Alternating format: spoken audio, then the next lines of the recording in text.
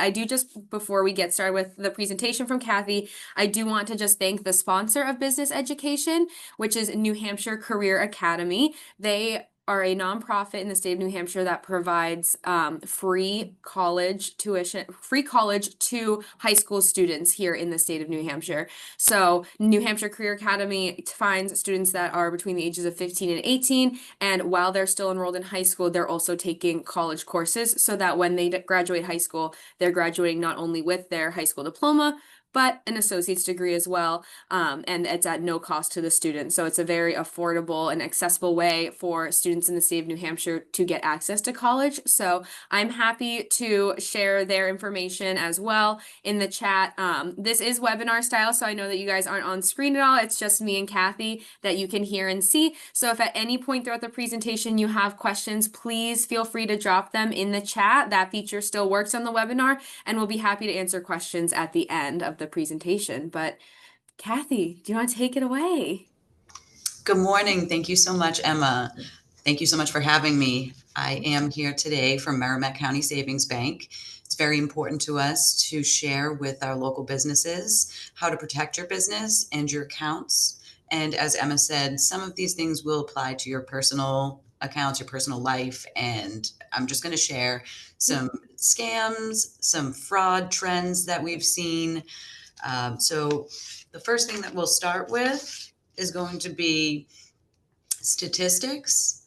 And then we're going to go through some top business scams, give you some examples of those.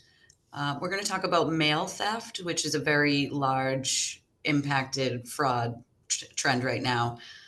Business email compromise. This is huge right now, and it can be pretty dangerous to a lot of funds.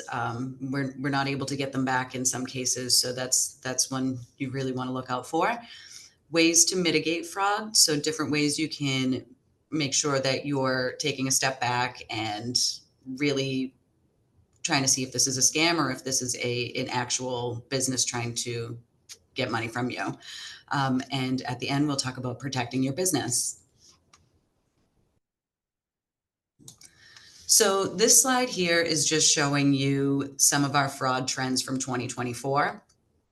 As you can see, we have 2.6 million fraud reports, 12.5 billion reported lost. And if you look down the bottom, you will see from 2022 to 2024, the increase in billions of dollars in investment fraud.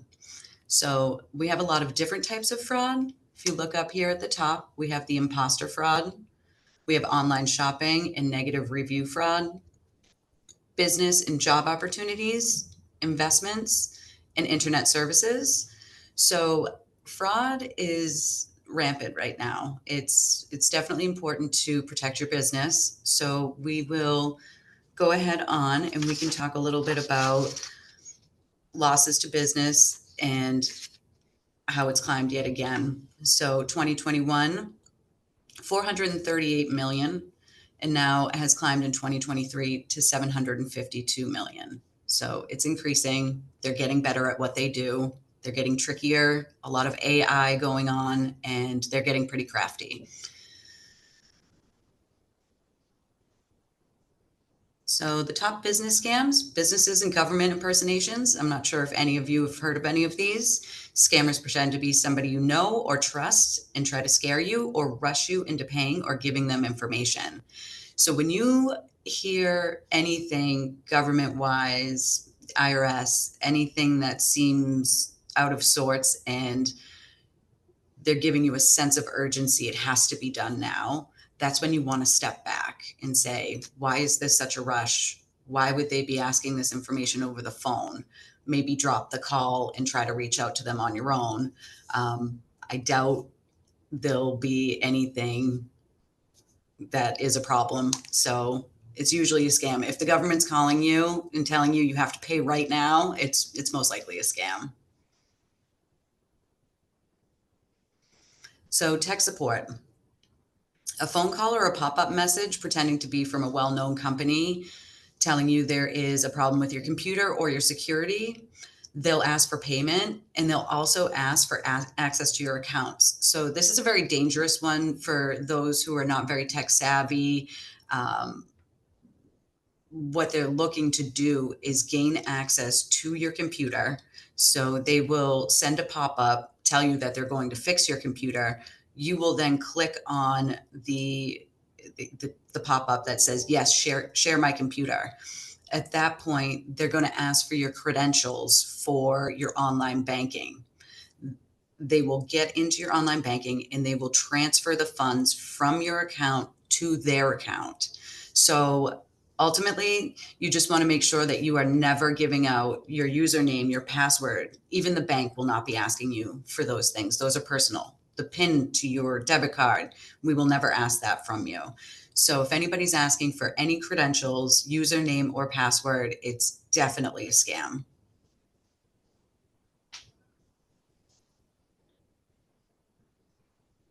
Social engineering, phishing, and ransomware. So cyber criminals trick employees into sending them money or giving up sensitive information like passwords and bank information. Just as we've just talked about, this is a lot to do when you're on your computer and they have now hacked your computer. Once this does happen, you'll want to take your computer and have it cleaned out completely. So you'll take it to a trusted IT individual who can clear out your entire computer.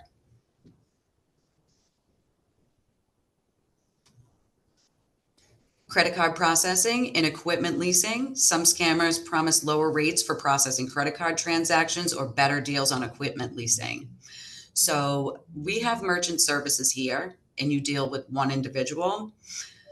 When you initiate these types of processes online with a larger company that's not very well known, it's potentially a scam, and they are going to end up taking the credit cards that are processed through your business. So your customers will then be exposed. So you want to make sure that any merchant services that you're getting are from a trusted source, and you want to be able to reach that person and maybe even meet them in person.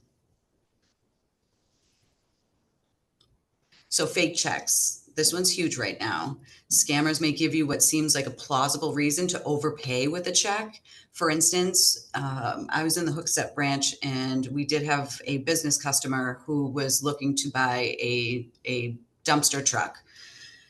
He found this truck online and the individual said, okay, I'm going to have it shipped to you. The customer paid, say, $60,000 for this truck. The scammer sent him a check for $65,000. So what the scammer was intending to do was have the customer put the check into his account and then send him the $5,000 for shipping. At that point, the customer would have been at a loss for $65,000 if he had spent any of that money. The $5,000, if he had sent that to the scammer, he would have been responsible for that. We do our best on the front line to make sure that we're asking all the right questions. So when you come into the bank and we see a check and it's for a large amount and we ask you, where did this come from? Do you know the individual? We're not being nosy. We're trying to protect you and your funds. It can put you in a really tough financial position if you deposit that check. So we have a good eye on what a real check looks like, and we have a good handle on what scams are going on right now. So the questions, they're for your protection, just so you know. And as a community bank, we get to know our customers pretty well, so we know their banking tendencies. So we're just trying to help, but this one you want to be really careful with.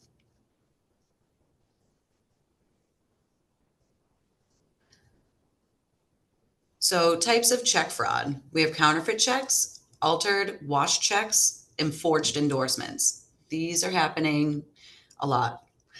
Any checks that have been created to steal money from somebody, they'll be fake cashier's checks, money orders, personal checks, or business checks. So for instance, years ago, cashier's checks used to be treated like cash. If you got a check from another bank and you deposited that into your account, most likely there wouldn't be a hold. It was treated as cash. Over the years, there's been so much fraud with these that they are treated just the same as personal checks. high dollar amount, we may put a hold on that for a couple of days just to protect you. Um, when it comes to wash checks, the most common type of fraudulent check involves altering the payee name, the amount, or both.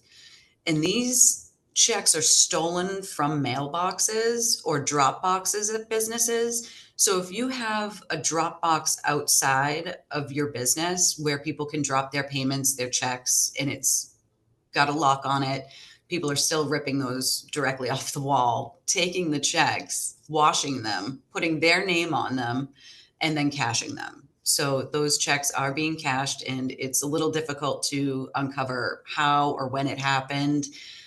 So you want to keep a close eye on that. So forged endorsements, it involves stolen checks by less sophisticated criminals looking for quick money to steal. So leaving your checkbook in your car, leaving your purse open at the grocery store, leaving checks in your office where customers can come in and out. Those checks could potentially be stolen, and they will go ahead and sign them and cash them. So mail theft, as we discussed, you'll see on the left, there's an orange juice bottle and a mail drop box for the post office. What they're doing, this is called phishing. They're literally putting a bottle wrapped in almost fly paper, um, fly tape. So once they drop that in, they fish it around, they get the mail pieces up, and they take those pieces and take out any checks they can find and do exactly what we just talked about. They wash the checks and they go and cash them. Some businesses, the second photo, they will leave a postal box right in the office and say, okay, all of your mail can just go right in this box. That is almost too exposed nowadays. You really can't trust that nobody's going to reach in and grab some of those pieces and get some really sensitive information. We have the third picture here where people have gotten their hands on these postal keys and have opened people's mailboxes. I have a very similar mailbox style where I live, and I try not to put any of my bills into the outgoing mail. I tend to drop it off at the post office, and I think that's best practice for your business as well, just to make sure your accounts are not exposed, your customers' accounts are not exposed. And the very last photo here, it's gotten so bad that they actually take the entire box home with them. It's happened quite a few times.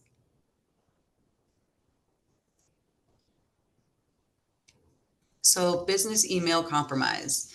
Scammers pretend to be someone you trust. They impersonate a vendor or a manager to get you to pay them. Scammers create a sense of urgency, intimidation, and fear. They want you to act before you have a chance to check out their claims. Don't let anyone rush you to pay or give sensitive business information. They'll ask you to pay in specific ways. They often demand that payment through wire transfer, cryptocurrency, or gift cards. Don't pay anyone who demands it this way. So these three items, wire transfers, they're requesting through email for a wire transfer. If you ever get a request for a wire transfer from somebody that you know, even if you know them really well, you want to contact them with the number that you have on file and ask them if they sent that to you. Most cases, they will if you know them and you do this regularly, but you should still be calling the number that you have on file to be perfectly sure. With wire scams, it's not often that we're able to recover that money. So you want to take extra caution when you're doing that. The gift card scam, I'm not sure if anybody's heard about this. This seems to happen more with elderly individuals. They're texting them and calling them and almost harassing them, telling them that if they don't go to the store and get gift cards in increments of $100, $250, that something bad will happen to them or something bad will happen to their family. It's an intimidation factor. So what they do then is have the individual send a photo of the back of the gift card with the PIN number scratched off. They immediately go and spend that money, and you can't recover the gift card funds at all. So once the funds are gone, it's gone for good. So be very cautious about anybody asking you for gift cards. This is an example of an email scam. As you'll see here, you'll see that Donald is writing to Rachel. I am currently tied up in a meeting for the afternoon, but we have a vendor saying we are late on a payment invoice. Can you please handle the attached invoice as soon as possible? I'm unable to take care of it in my meeting. So feel free to email with any questions. So this may look like it's coming from another employee or someone you know. But again, if you're being asked to wire funds through email, you're going to want to contact that person. Once you see a sense of urgency, that should be your first red flag. So she wrote back, "Hi Donald, I would be happy to help you with this. I'm not familiar with the vendor. Are you sure this is a valid request?" He responds, "Yes. This is an urgent matter.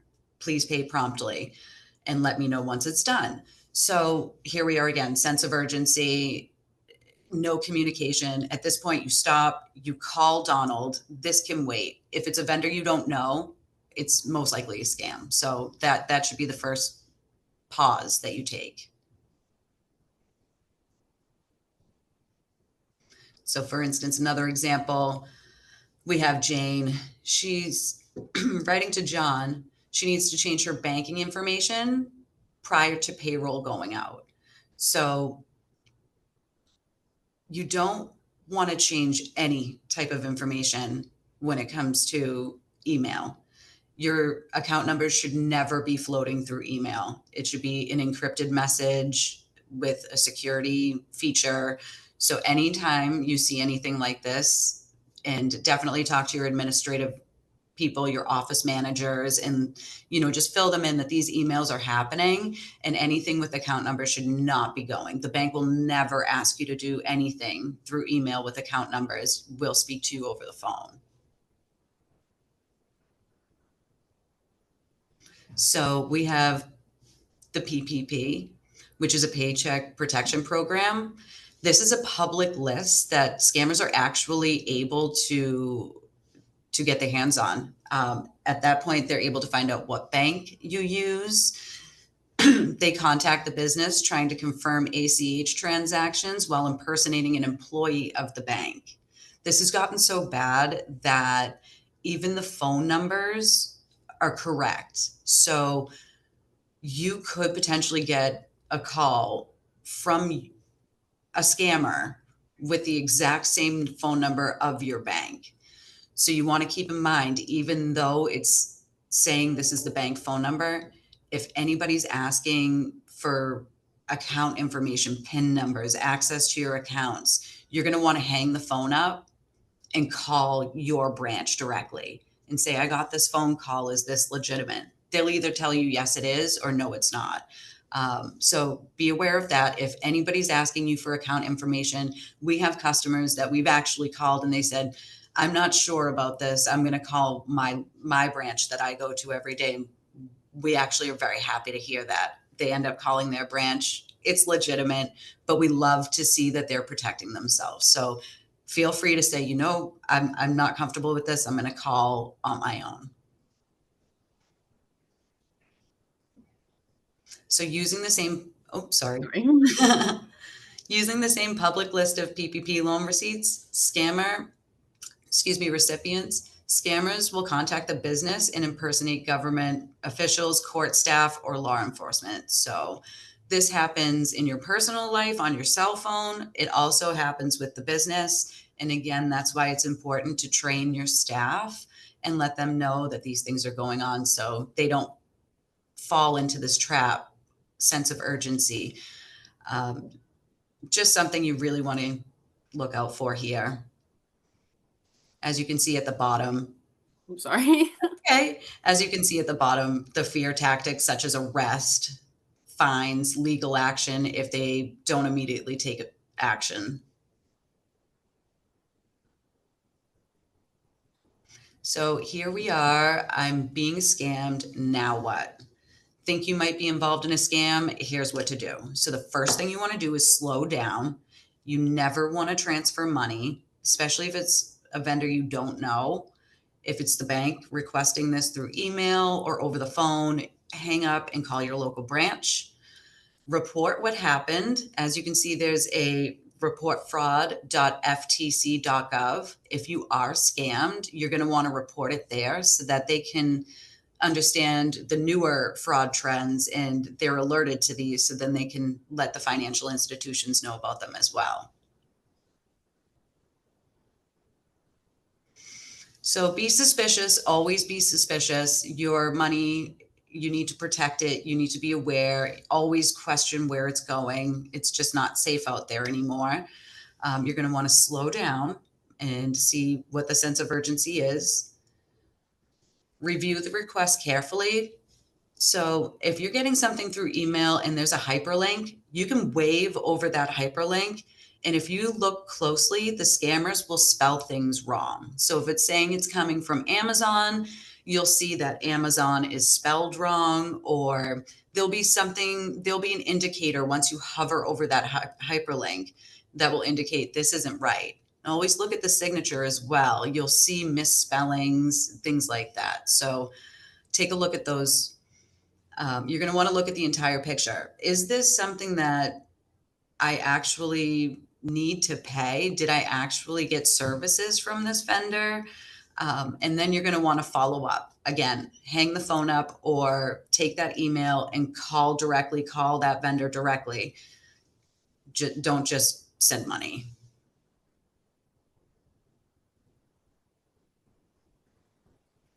So protecting your business's finances, you're going to want to monitor your account and report unusual activity. So you're going to want to take a look at all of the transactions that are happening on your account. I know it's easy to let that slip away. We have automatic things going through, and you just think that everything's all taken care of. But you want to have yourself or somebody taking a look at the transactions that are going through daily, just to be sure there's nothing out of the ordinary. Implement dual control and multi-factor.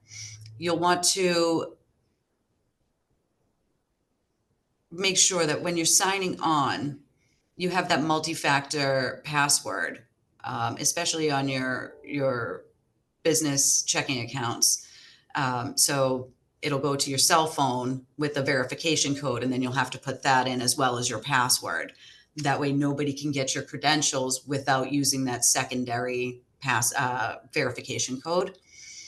Never use email alone as an approval for a transaction. We've already discussed that. You'll always want to pick the phone up and find out the legitimacy of the transaction there. And train your employees on fraud trends and mitigation measures. Stay informed about fraud. So things like this, coming to a webinar such as this, there may have been something that you weren't aware of, and they're coming up with new scams every day. So just keep up to date with what's happening and develop your response plans. Review emails carefully and use secure encrypted message options, as we've discussed. Don't mention your account numbers in emails. Guard your check stock, account numbers, and online banking credentials. Those items should be private, never shared. Again, the bank will not ask you for those items. And reduce your check writing and mailing. So if you're at home and you're writing a bill and you're not going to make it to the post office tomorrow, it's not the best idea anymore to put that item in your mailbox and put the flag up. Once that flag's up, people know that there's something in there going out, whether it's a birthday card with a check in it or a bill that you're paying. So take the time, either pay it online or find a way to get to the post office with it. You don't want to leave that unsecured in a mailbox anymore. So we do offer what's called positive pay. It's a service that matches the account number, check number, and dollar amount of each check or ACH that's presented to us against a list of authorized transactions. So if this is something that you might be interested in, this is just another way to make sure somebody's not writing checks off of your account or an ACH isn't going through that shouldn't be going through. You end up needing to approve each of these items, which is a great defense against fraud. So ACH origination, this is, you want to implement ACH into your business. You can originate payments to vendors for payroll or to debit accounts. It reduces mailed checks, allows for internal controls and approvals, and can be set up with dual control permission. I know I threw a lot at you, and I'm a bit new at this webinar stuff, so I apologize if I'm speaking too fast. But if you have any questions, I'd be happy to answer for you. Yeah, please feel free to drop any questions in the chat. We'll hang out on this slide where there's some resources. Looks like we got a question in. One of the attendees said that a scam just came through their office.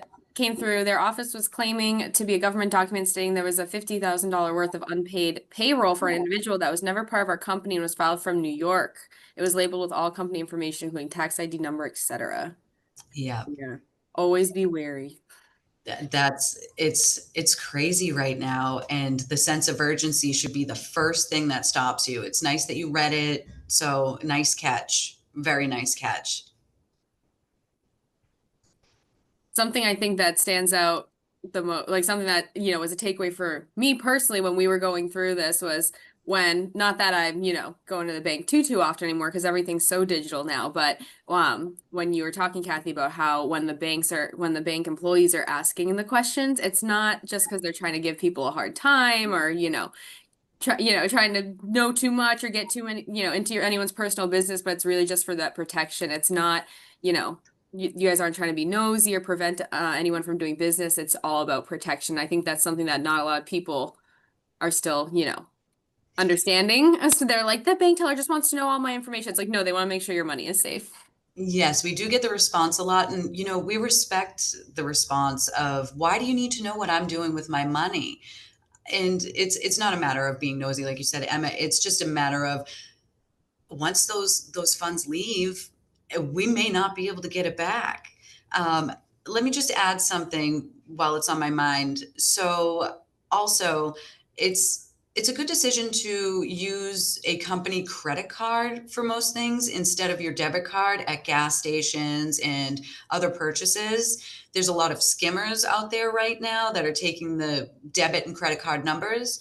It is a lot easier to get your funds disputed through a credit card as opposed to your actual money being reimbursed to you. So keep that in mind and make sure you're using your company credit card rather than your debit card.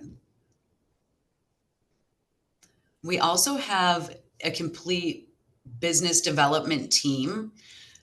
They are very close with the customers here. We have a lot of business customers that rely on them pretty heavily. And it's nice one-on-one contact with the same individual. So if you are starting to get nervous about your bank maybe being too big or you're not getting the attention you need to protect your accounts from fraud, you may want to sit down with our business development team and just see if it's something that might be a good match or a good fit for you. If anyone else has any other questions, please feel free to use the Q&A feature, the chat. Where, like Kathy mentioned, you guys also have a very extensive fraud team, correct? Yes, Yeah. yes, we do. And they work very closely with the branches. We do a lot of trainings with them.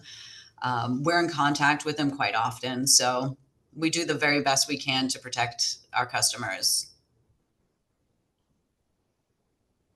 Right. Well, if no one else has any questions, I want to thank you all for coming and being here this morning. Please jot down Kathy's phone number, email, the phone number for the Merrimack. They're an awesome bank that we have and great resource that we have here in our community. So please be sure to, reach out with any questions. If you have any questions about business education or New Hampshire Career Academy, I'm happy to connect you with them. But I thank you guys all for joining us today. Kathy, thank you so much for taking the time to present, and I hope you guys all have a great rest of your day. Thank you so much. Thank you everyone for joining. I hope you have a great day.